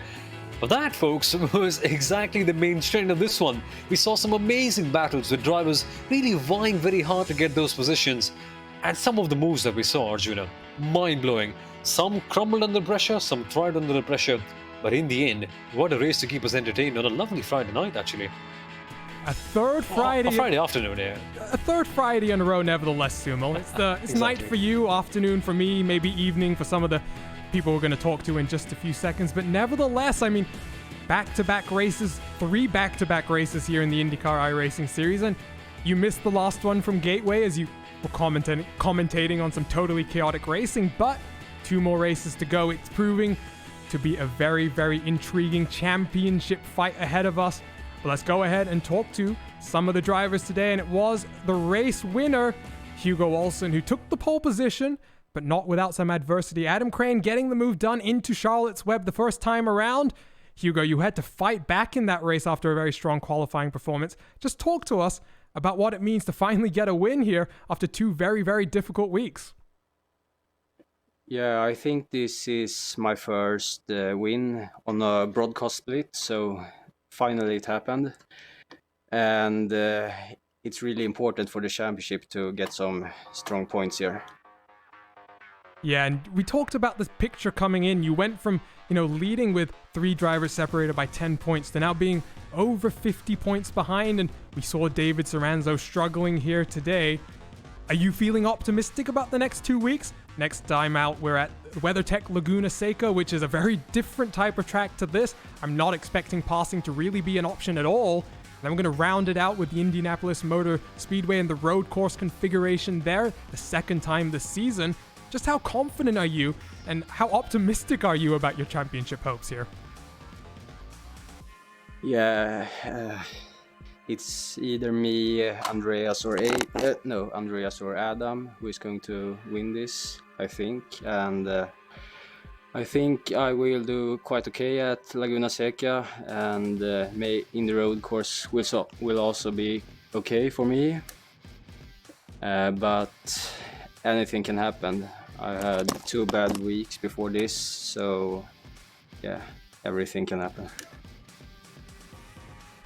And so obviously, Hugo, you made the switch mid-season to join Powerslide Motorsports, and I'm trying not to be biased as your teammate here, but just talk to us about what it's been like throughout the season now being on the slightly bigger team.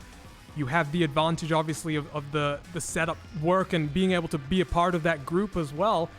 Has it been a big difference? And that's something we had talked about during the broadcast itself, is just how twitchy this setup itself that you were driving was back in April. Were you able to get a little bit more under control with the help of your teammates here today?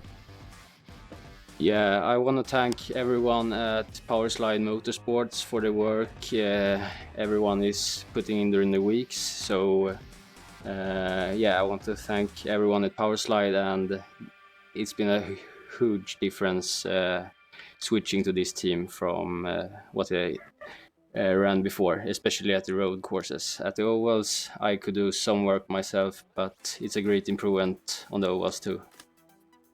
Well, Hugo, unfortunately, the last 2 weeks have put you in a little bit of a pickle. Hoping that the next few weeks go a little bit better, you continue this charge towards the championship. Good luck the next 2 rounds from WeatherTech Laguna Seca and the Indianapolis Motor Speedway. Looking forward to see you back on broadcast in a few weeks' time. Thank you. And so that was the Swede Hugo Olsen, who took home the win here today. And Sumo, you're now going to take Adam Crane, who finished in second after some trials and tribulations. Absolutely, folks. We've got Andrew Z. Wood right here. Firstly, Andrew, a rather good weekend for you in the end, getting P4. How did it go on the whole? What are your final thoughts about that? You've actually got Adam. Adam Crane. Oh, beg your pardon. All good. Adam, well, my bad. Adam, firstly, second place, man, not bad. Well, I have to ask you about the whole incident that happened in the pit lane. What was that fiasco all about? Yeah, I'm not too sure. I was planning on boxing, only the fact that I had a little less fuel. I figured that Hugo would be saving fuel behind me, which allowed him to go the extra lap, which he was able to. And I'm not sure how I got caught in behind Laura, but yeah, ended up costing me around 2.5 seconds, which was incidentally exactly what the gap was to Hugo, which gave him track position. So the old power slide pinch. Yeah, exactly. That got a bit tricky in the end. But Adam, we saw you making a good move on Hugo on the first lap. Then, of course, you cycled back behind him. What was the fuel saving intensity like? Was it a bit too much about lifting and coasting too much, or was it all flat out to the end? I was pretty much flat out to the end. The problem with Barber is that, and the way that the laps worked out, is that you didn't really have all that much opportunity to really make an overtake with the fuel save. So my hope was just to push or pressure Hugo into maybe making a mistake, which happened a couple times, but nothing that I could safely use to overtake him. Yeah, absolutely. Got a bit tricky in the end, but Adam, P number 2, it should be quite a decent result for a championship challenge towards the end, right? Yeah, for sure. I mean, P2 is definitely good championship points, which I'll take. Anything to keep up with the sort of the expected points moving forward is going to be exactly what I need to do.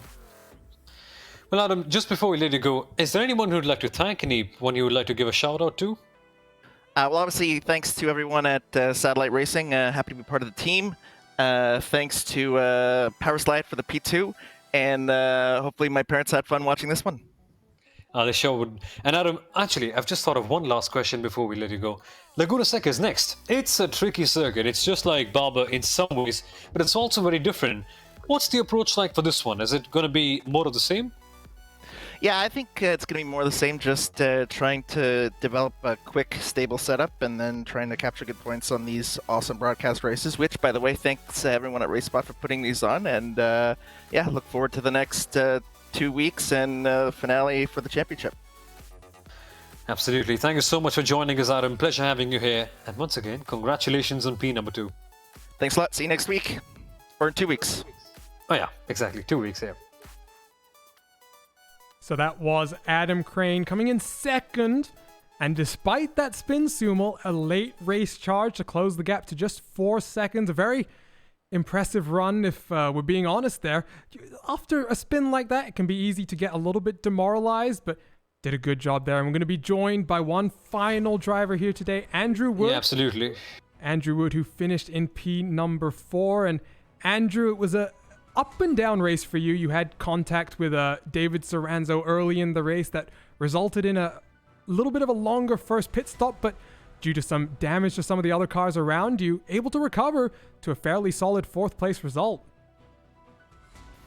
Yeah, I apologize to David again. I did in the lobby, but not sure if you heard it. But yeah, that was a pretty wild incident. I was kind of forcing the issue. I felt like I was a little faster, so I just tried to shove it up onto the apex, and he probably didn't see me there, and there was contact. So luckily, we were both able to continue from that. But the wing damage actually really didn't hurt me too bad, which was surprising. I thought for sure I was going to start to lose time in dirty air, but you know, I was just kind of chilling behind Stefan, trying not to burn off the tires. So yeah, it worked out for me.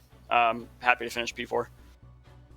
Yeah, and I mean, to be fair to you as well, I think both Sumal and I are pretty agreed on this, that was maybe a racing incident. You went for the move. David definitely tried to open up the corner maybe more than he should have, given that you were that close. Did you just think that you were close enough to get that move done? And like you said, you were under pressure. You felt like you could have done a little bit better in this race than it ended up being? Yeah, I felt like I had a decent run. So from my view, when I got side by side with him, I thought I kind of scared him off the apex a little bit. So I thought he was going to stay wide. But yeah, as I turned in, the incident happened, or the contact happened, and we both kind of spun out. So yeah, wish it would have worked out, but hey, to drive back like that, I'm pretty happy about it. And it's been an interesting season for you. It's been up and down, the IndyCar iRacing Series. You've had some really good performances, maybe not in qualifying, but last time out in Gateway driving through the field. What's it going to look like next time out? WeatherTech Laguna Seca, and we obviously round it out with one more road course at the Indianapolis Motor Speedway.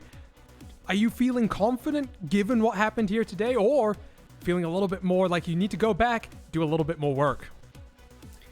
Well, out of the 3 tracks, this one's probably my worst. When I raced the Indy Elite Series here a few months ago, I was like 2 seconds off pace. So this was the track I was kind of looking at as kind of the bogey track just to see how it goes. I really actually showed up today just to put some laps in and see how I would compete and such. So yeah, I'm looking for another top 5 at Laguna Seca and at Indy Road. We'll see what happens. Well, unfortunately for your teammate Andreas Seik, it wasn't as smooth as your result here today, Adam. But good job on the 4th place, and we look forward to seeing you in a few weeks' time from the WeatherTech Laguna Seca. Yeah, I didn't really see what happened to Andreas, but yeah, it looks like he was kind of slow, had a spin or something like that. Yeah, just a few unfortunate incidents, but nevertheless, Brown came up on top of the red this time, and we'll look forward to seeing what happens next time between the two of you. Yeah, thanks a lot, Arjuna. So that was Andrew Zeewood finishing in 4th place here today, and we'll grab one more look at the schedule, Sumil, because we talked about it with each of those drivers. 2 very difficult road courses coming up here. Laguna Seca difficult because it's difficult to overtake. And then the challenge is going to be 2 weeks later at the Indianapolis Motor Speedway, a track that is much, much easier to find your way around another car.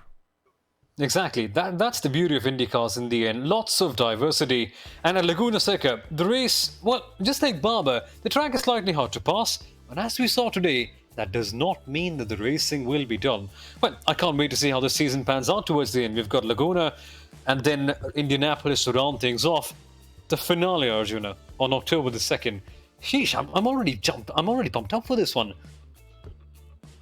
Yeah, and I mean, the last 2 weeks have really just spiced up this championship fight that much more. And, you know, with drivers struggling here and there, it was David Saranza who took the opportunity last time out, Worldwide Technology Racing, where this time he struggled a little bit more. And it was the Swede, Hugo Olsen, who got a little bit more of that championship points. I think the important thing here, Sumal, is the qualifying performance here is maybe going to be indicative of what we see in a few weeks' time from WeatherTech Laguna Seca, which is a track local to me, 90 minutes from me, and I've driven there before. The corkscrew, you just cannot really describe how much of a fall that is. And obviously in an Indy car like this, I mean, you talk about that great pass all the way back, I think it was Alex Zanardi, we may possibly see some brave moves being stuck up the inside. Yeah, when it goes right, it goes so right. I mean, you feel so calm when something goes correct at the corkscrew. But when it goes wrong, that's the catch. Because that's when your entire race could be done in a matter of seconds. But what a track Laguna Seca is. Etched into in the history of American motorsport. And as you mentioned, Arjuna, it is a treat to drive. Slightly tough to pass, but the racing still is superb. And don't forget September 18th. So we've had 3 back-to-back weeks of racing here. We're going to get 1 week off before we regroup from Monterey, California. But that's going to be it for us here tonight. Thank you for joining us live on the iRacing Esports Network for round 13 of the IndyCar iRacing Series. We'll be back in 2 weeks' time with the round 14 from WeatherTech Laguna Seca. And then October 2nd, you're not going to want to miss it. It's going to be the championship finale live from the Indianapolis Motor Speedway road course configuration. It was the Swede Hugo Olsen who found a bit of a championship charge here today. What's going to happen? The last 2 races of the season. For myself, Arjuna Kankipati, I've been joined by Sumil Arora. And as always, our track cameras are provided to us by Istvan Ballo of TrackCams22. We'll see you in 2 weeks' time from WeatherTech Laguna Seca.